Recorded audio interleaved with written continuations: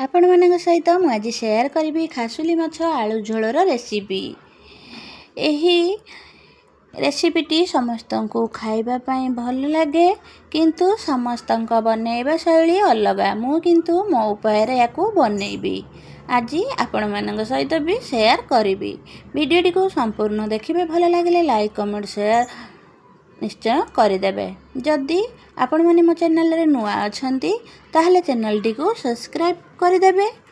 पाखरे थिबा bell icon को प्रेस करनेबे, जहाँ फल मुझे वीडियो अपलोड करी सर्वप्रथम आपण मानक पाखरे पहुँची पारिबो। नमस्कार, प्रमिला कुक लाइन आ गोटे नुआ वीडियो को आपण मानक स्वागत। प्रथमे आमे जानि नबा ई रेसिपीटी प्रस्तुत करने कौन कौन सामग्री दरकार।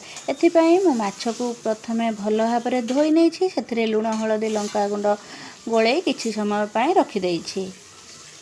तापरे ए माछ जेहेतु आलू पड़िबो सेथिपाई मो आलू को काटी ताकू मध्य धोई रखी नेइछि। ए माछ पाई मो अदा रसुण रो मसला देबी, सेथिपाई अदा और रसुण रो गोटे पेस्ट करी ताकू मध्य नै जाइछि। जो सब गुंड मसला पकेबी लंका गुंड, जीरा गुंड, धनिया गुंड, हलदी गुंड, फिश मसला, लुण सबू को गोटे पात्र रे पानी दे सब मसला को किछि समय पाई बतुराई रखी देइछि। ता सहित दुईटी टमाटो मध्य काटी नेइछि। तापरे किछि चीनी, टिके जीरा, दुईटी तेजपत्र, किछि गोटा मसला, एतिकी मसला मु रखी नेइछि। आ दुईटी आंबुल ऑप्शनल अच्छे, आपण चाहिए पकई पारिबे, नहले मध्य खाली एसे तकारी करि पारिबे।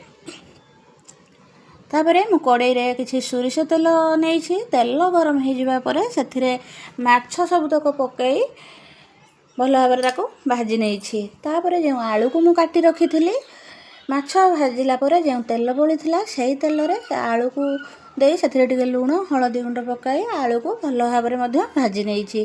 आलू भाजी हो जावा परे पुणी से कड़ाई रे जो बड़का तेल थिला सेथिरे मु टिके चीनी पकई देइछि। ता सहित दुईटी तेजपत्र, गोटा मसला आ किछि जीरा। जीरा फुटी जिबा परे एडी काटी रखिथिबा पियाज को पकई देइछि। पियाज जेमिति भाजी हो जिवो ब्राउन कलर हो आसीबो सेथिरे मु जे मसला सबतक पानी रे बतुराई रखिथिली तो सेथिरे दुईटी टमाटो मध्य काटी देइथिली ताकू पकाई नेइथिली। तापरे जे अदा रसुण पेस्ट करथिली ताकू मध्य पकाई देइथिली। सब मसला को पकाई भल भाव में गोलाई सेथिरे टिके पानी दे ताकू समय कषिबा पई छाड़ी देइथिली। एठी मसला को मु भल भाव में कषि नेइथिली जेमिति मसलार कोनोसी कंचा स्मेल न रहिबो। ता सहित आपण चाहिए एथिरे टिके मरीच गुंड मध्य पकाई पारिबे। मसला आलू भल भाव में कषि हो जिबा परे मु सेथिरे किछि पानी देइ नेथिली। जेतिक मोर आवश्यक हिसाब रे झोल रखिबी सेही हिसाब रे मु पानी देइ देइथिली। पानी देबा परे सेथिरे किछि फिश मसला मध्य पकईथिली। ता सहित दुईटी आंबुल को पकई ताकू ढांकी किछि समय पई छाड़ी देइथिली। पानी फुटी जिबा परे ढांकण बाहर करी सेथिरे भाजी रखिथिबा भजा माछ को पकाई किछि समय फुटीबा पई छाड़ी देइथिली। एठी मोर प्रस्तुत हो जाइथिला खासुली माछ आलू झोलर रेसिपी। एमिति नुआ नुआ वीडियो देखिबा पई आपण माने मो चैनल को सब्सक्राइब कर दियंतु। वीडियो भल लागिले लाइक शेयर कमेंट कर दियंतु।